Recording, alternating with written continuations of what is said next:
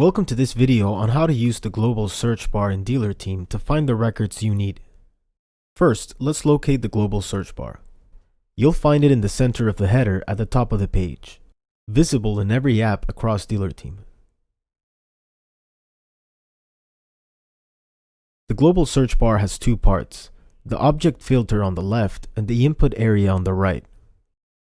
If you want to search for all record types, start by typing keywords in the input area. For example, type a vehicle's make or model to narrow your search. As you type, suggestions will appear in the drop-down list. You can click on a record to navigate directly to it, or you can press enter to see more results if needed.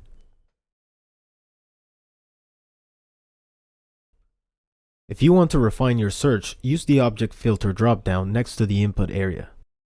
Select the object you're searching for example vehicle inventory.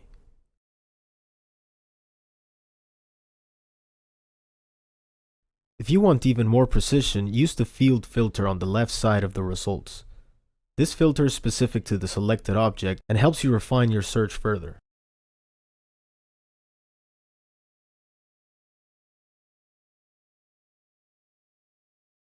And that's it, you're now ready to make the most of the global search bar in DealerTeam. Thanks for watching.